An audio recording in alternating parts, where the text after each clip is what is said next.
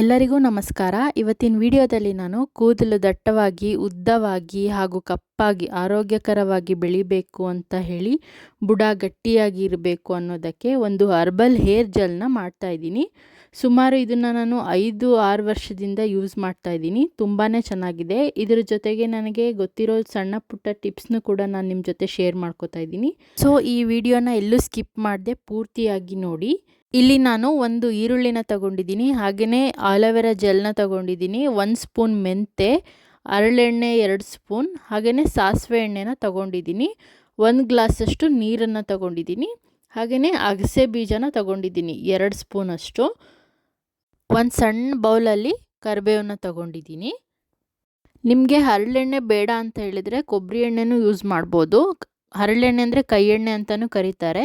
ಮುಂಚೆ ಎಲ್ಲ ನಿಮಗೆ ಗೊತ್ತಿರಬೇಕು, ನೆತ್ತಿಗೆ ಹರಳೆಣ್ಣೆ ಹಚ್ಚಿ ಕಳಿಸ್ತಾ ಇದ್ರು ಹೊರಗಡೆ ಹೋಗಬೇಕಾದ್ರೆ, ತಂಪಾಗಿರಲಿ ಅಂತ ಹೇಳಿ, ಕಣ್ಣೂರಿ ಎಲ್ಲ ಬರ್ದಂಗೆ ಇರಲಿ ಅಂತ ಹೇಳಿ.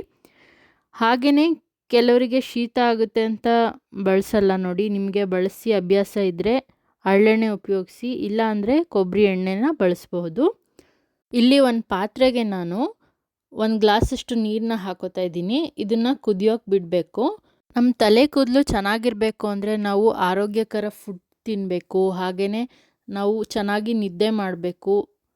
ಸ್ಟ್ರೆಸ್ ತುಂಬ ಜಾಸ್ತಿ ಆದರೆ ಕೂದಲು ಉದ್ರೋಕ್ಕೆ ಸ್ಟಾರ್ಟ್ ಆಗುತ್ತೆ. ಹಾಗಾಗಿ ಏನು ಟೆನ್ಷನ್ ತಗೊಳ್ಳೋಕೆ ಹೋಗಬಾರ್ದು. ಇಲ್ಲಿ ನೀರು ಕಾಯ್ತಾ ಇದೆ. ಕಾಯ್ದಾದ್ಮೇಲೆ ಈಗ ಕರ್ಬೇವಿನ ಸೊಪ್ಪನ್ನ ಹಾಕೋತಾ ಇದ್ದೀನಿ. ಕರ್ಬೇವಿನ ಸೊಪ್ಪು ಹಾಗೆಯೇ ಅಗಸೆ ಬೀಜನ ಹಾಕೋತಾ ಇದ್ದೀನಿ. ಅಗಸೆ ಬೀಜನೂ ಅಷ್ಟೇ ಕೂದಲಿಗೆ ತುಂಬ ಒಳ್ಳೆಯದು. ಇದು ಎಲ್ಲ ಶಾಪಲ್ಲೂ ಸಿಗುತ್ತೆ. ಹಾಗೆಯೇ ಫ್ಲ್ಯಾಕ್ಸ್ ಸೀಡ್ ಅಂತಲೂ ಕರೀತಾರೆ ಇದಕ್ಕೆ.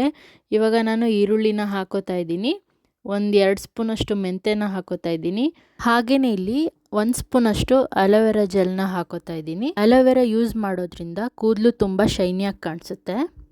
ಹಾಗೆಯೇ ಇಲ್ಲಿ ಹರಳೆಣ್ಣೆ ಮತ್ತು ಸಾಸಿವೆ ಎಣ್ಣೆನ ಯೂಸ್ ಮಾಡ್ತಾ ಇದ್ದೀನಿ. ಸಾಸಿವೆ ಎಣ್ಣೆ ಬಳಸೋದ್ರಿಂದ ಆ್ಯಂಟಿ ಫಂಗಸ್ ಪ್ರಾಪರ್ಟೀಸ್ ಜಾಸ್ತಿ ಇರೋದ್ರಿಂದ ಡ್ಯಾಂಡ್ರಫ್ ಇರೋರಿಗೆ ತುಂಬ ಹೆಲ್ಪ್ ಆಗುತ್ತೆ, ಕೂದಲಿಗೂ ತುಂಬ ಒಳ್ಳೆಯದು.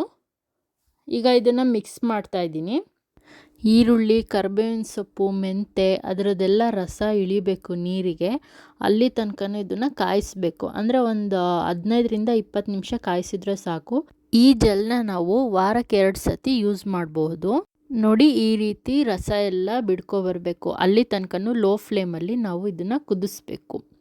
ಕೂದಲು ಉದ್ರೋದಕ್ಕೆ ಸುಮಾರು ಕಾರಣಗಳಿರುತ್ತೆ. ಹಾಗೆಯೇ ಡ್ಯಾಂಡ್ರಫ್ ಇರ್ಬೋದು, ಅಥವಾ ಸ್ಟ್ರೆಸ್ ಲೆವೆಲ್ ಇರ್ಬೋದು, ನಿದ್ರೆ ಕಡಿಮೆ ಮಾಡೋದಿರ್ಬೋದು.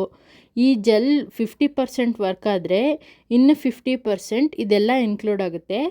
ಸೊ ನಾವು ಎಲ್ಲಿ ತಪ್ತಾ ಇದ್ದೀವಿ ಅಂತ ನೋಡ್ಕೋಬೇಕು. ಆದಷ್ಟು ಆರೋಗ್ಯಕರವಾದ ಆಹಾರ ತಗೋಬೇಕು, ನಿದ್ದೆ ಚೆನ್ನಾಗಿ ಮಾಡಿ, ನೀರು ಕುಡೀರಿ. ಆವಾಗ ನಾವು ಹೆಲ್ತಿಯಾಗಿರ್ತೀವಿ, ಕೂಲಾಗಿರ್ತೀವಿ. ಆವಾಗ ಸ್ಟ್ರೆಸ್ ಲೆವೆಲ್ ಕೂಡ ಕಡಿಮೆ ಆಗುತ್ತೆ. ಆದಷ್ಟು ನಮ್ಮ ತಲೆ ಕೂದಲು ಉದುರೋದು ಕಡಿಮೆ ಆಗುತ್ತೆ, ಆರೋಗ್ಯಕರವಾಗಿರ್ತೀವಿ. ಇದು ರಸ ಎಲ್ಲ ಬಿಟ್ಟಿದೆ. ಇವಾಗ ನೀವು ನೋಡ್ತಾ ಇರ್ಬೋದು, ಕರಿಬೇವಿನ ಸೊಪ್ಪಿನ ಕಲರು ಚೇಂಜ್ ಆಗಿದೆ, ಹಾಗೆಯೇ ನೀರಿನ ಕಲರು ಚೇಂಜ್ ಆಗಿದೆ. ಈಗ ಇದನ್ನು ಆಫ್ ಮಾಡ್ತಾ ಇದ್ದೀನಿ. ಇದನ್ನು ಬಿಸಿಲೇ ಸೋಸ್ಕೋಬೇಕು, ತಣ್ಣಗಾಗಕ್ಕೆ ಬಿಡಬಾರ್ದು. ತಣ್ಣಗಾದರೆ ಅದು ಗಟ್ಟಿಯಾಗಿ ಜೆಲ್ ಥರ ಆಗಿಬಿಡುತ್ತೆ. ಆವಾಗ ಸೋಸ್ಕೊಳ್ಳೋಕ್ಕೂ ಹಿಂಸೆ ಆಗುತ್ತೆ, ಸೋಸೋಕೆ ಆಗೋದೇ ಇಲ್ಲ ಇವಾಗ. ಅದಕ್ಕೇ ನಾವು ಬಿಸಿಲೇನೆ ಸೋಸ್ಕೋಬೇಕು. ಇದನ್ನು ಒಂದು 15-20 ನಿಮಿಷ ಬಿಟ್ಟು ತಣ್ಣಗಾದ್ಮೇಲೆ ನಾವು ತಲೆ ಕೂದಲಿಗೆ ಹಚ್ಕೋಬೇಕು. ಇದನ್ನು ಬುಡದಿಂದ ನಾವು ಕೂದಲಿಗೆ ಹಚ್ಕೋಬೋದು. ಇದು ಹಚ್ಚೋದ್ರಿಂದ ನಮ್ಮ ಕೂದಲು ಶೈನಿ ಆಗಿರುತ್ತೆ, ಸಾಫ್ಟ್ ಆಗುತ್ತೆ, ಸ್ಮೂತಾಗಿ ತುಂಬ ಚೆನ್ನಾಗಾಗುತ್ತೆ. ವಾರಕ್ಕೆ ಒಂದು 2 ಸತಿ ಯೂಸ್ ಮಾಡಿ ನೋಡಿ. ಈ ರೀತಿ ಇದೆ. ಇದು ಸ್ವಲ್ಪ ಬಿಸಿ ಇದೆ. ಇವಾಗ ಒಂದು 15-20 ನಿಮಿಷ ಆದಮೇಲೆ ಈ ರೀತಿ ಆಗುತ್ತೆ.